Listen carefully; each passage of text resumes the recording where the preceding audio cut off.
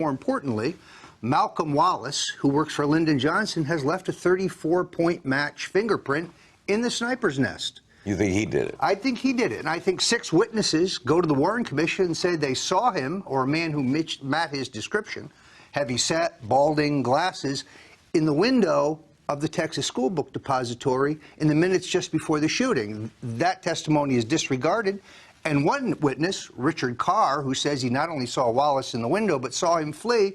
There are 4 attempts on his life between then and 1978. I was involved in this a lot. I knew Jim Garrison, the district attorney, who believed it was a conspiracy. I never heard the name Wallace. Where did this come from?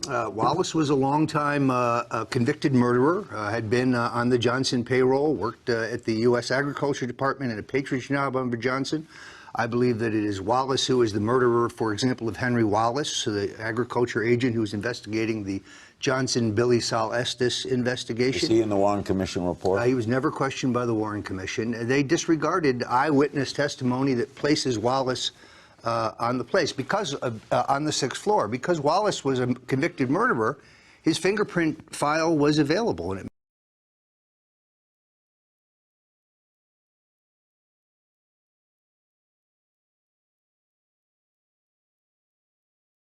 met with anyone, Johnson, or anyone? He was at that party the night before the assassination. Okay, See, a lot of people do not understand how the mafia or the organized crime, whatever you want to call it, is involved in our government. It's a silent government, you know. If they would pay their dues, they could operate, okay? Right. And even the Texas Rangers, because of the organized crime, allowed the mafia to come into Texas. Not many people know that. We were playing poker at the Carousel Club, and Jack Ruby came over, and he said, "You know what this is?" And I said, "Yeah, Jack, I know that you run with the Great White Fathers of Dallas. I knew this. I mean, these are things we just flat knew." But it stung me that he would be this involved with knowing where the President of the United States. At that time in my life, I thought they were untouchable, you know, the President. So then, of course, the information came out that, you know, about the assassination. Yeah. And that's primarily because Lyndon was under the gun over some of this stuff. Mm-hmm.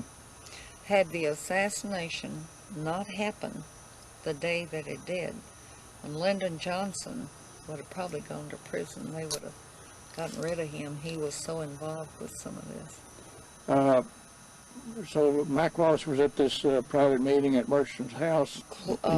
Malcolm Wallace was Lyndon Johnson's hatchet man. I mean, there were, I think, about 18, 19 murders that... So he was Johnson's shooter? Yeah. And I was out at the Dallas Gun Club, and it was a day or two before the assassination. And who was out there but Malcolm Wallace? And this guy was so great. If he pulled a trigger, he hit his target. I've watched him hour on end. And he loved 22s. So he was a very accurate shooter. He was the marksman. best. He was a good marksman. He didn't miss. Mm-hmm. You know, he was found dead in Marshall, Texas. Was it Marshall? No.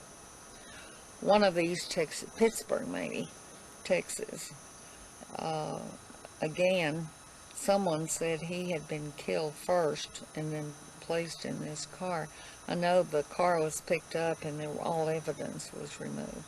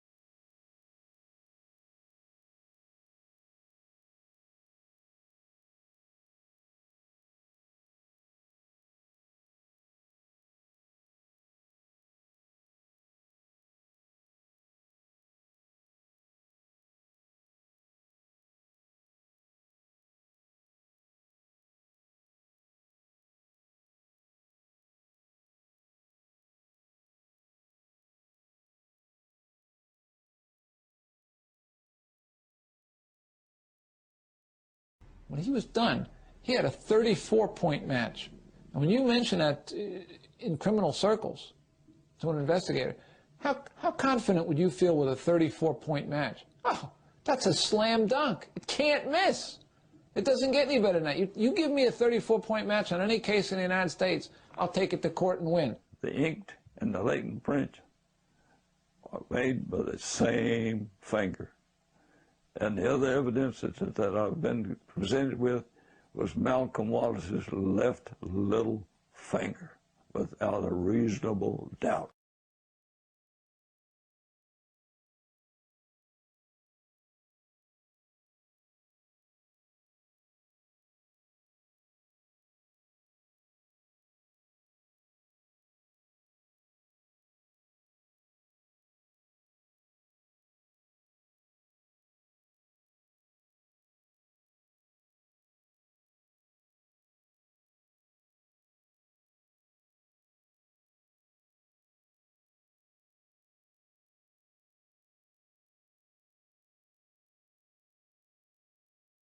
Is that copy the same as the original which you gave to the FBI?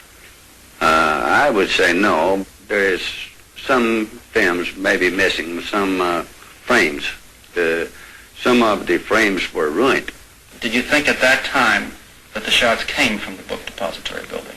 No, I thought it came from a fence between the book depository and the railroad track. Did anyone else who you know or who you've spoken with also believe that the shots came from there? Most everyone thought it came from the fence.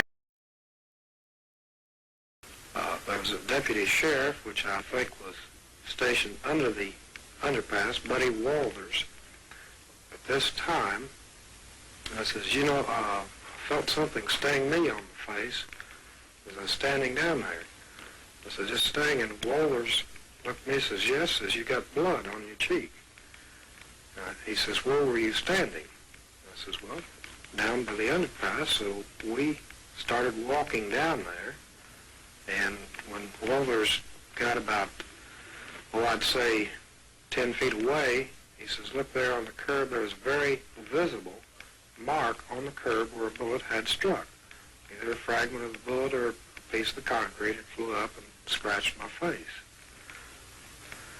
He said, go to the city police headquarters and make a statement, which I did. When the shots were being fired, your first impression was that they came from the area near the wooden fence.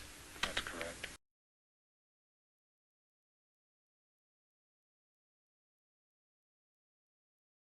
And did you see anything which might indicate to you where the shots came from? The smoke came from behind the hedge, and I saw a puff of smoke still lingering underneath the trees in front of the wooden fence. Is this the exact spot you were standing on November 22nd, Mr. Holland? That's correct. This is the exact spot that I was standing November the 22nd, waiting for the parade. And where did you hear that third shot come from? Right over about 20 or 30 feet from the other end of that little picket fence. And where was the smoke that you saw? It drifted right out underneath those green trees, those two trees. From behind the fence? From behind the fence. Immediately after the president's car came underneath this overpass, four of us broke a run around this fence to find out if we could see anybody leaving the area.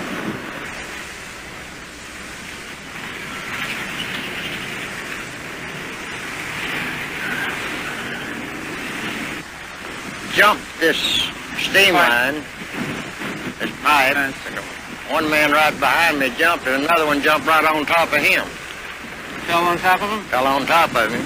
We were jumping over the bumpers, over the hood of the cars to work our way to the spot that we saw the smoke and heard the shot. Then we came up to the wooden fence. Mr. Holland, did you remain behind here for a while when the police officers were searching the area? Approximately 15 minutes before I had to go back to my office. There was about 40 or 50. people around here searching. And what did you find here? A lot of footprints behind this car, mud on the bumpers. And I looked around to see if I could find some empty shells or any evidence of a shot being fired and the bullet shell rejected from the gun. And this is where I saw the smoke from the third shot. The Warren Commission published just a very small portion of your testimony and used your testimony as proof that no shots could have come from behind the fence. Did they accurately and fairly use your testimony? They are wrong, because my testimony, and I made it very clear, that there was a fourth shot fired, and one of those shots came from behind that picket fence.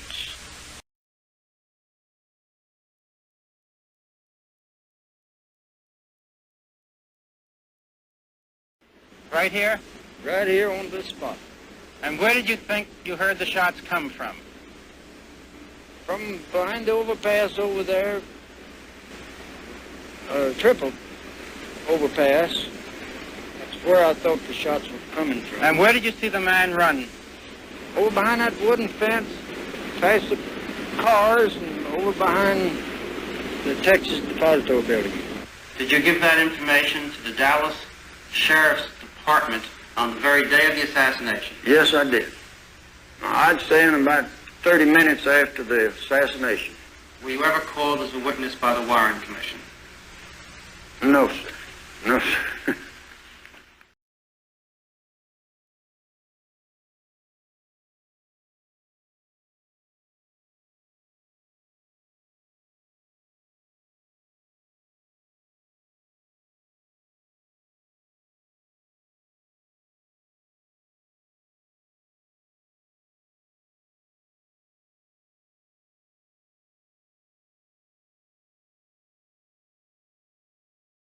The final shot had to come from the grassy knoll somewhere in that area to hit him in the side of over his ear. There was at least one shot came from that direction, and it took the top of his head off and blew his brains out and backwards. And I would swear that over my mother's grave to this day. From the results of what I saw, his head exploding, absolutely it exploded. I would think that the shot came from behind the picket fence, which borders the top of the grassy knoll. As the presidential limousine was rounding the curve on Elm Street, there was a loud explosion. At the time, I didn't know what it was, but it sounded like a loud firecracker or a gunshot. And it sounded like it came from the left and in front of us, towards the wooden fence. And there was a puff of smoke that came underneath the trees on the embankment. I was talking with a patrolman Foster at the time, and as soon as we heard the shots, we ran around to the wooden fence. And when we got there, there was no one there, but there was footprints in the mud around the fence, and there was footprints on the wooden 2x4 railing on the fence. Were you questioned by the Dallas police on that day? Yes, I was. Did you give your name to the Dallas police? Yes, I did. Did you tell them what you've just told me? Yes, I did. Were you subsequently questioned by agents of the Federal Bureau of Investigation? About a month later, I was questioned by the FBI.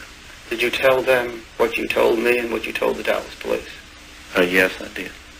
Were you ever called as a witness by the Warren Commission? No, sir, I wasn't.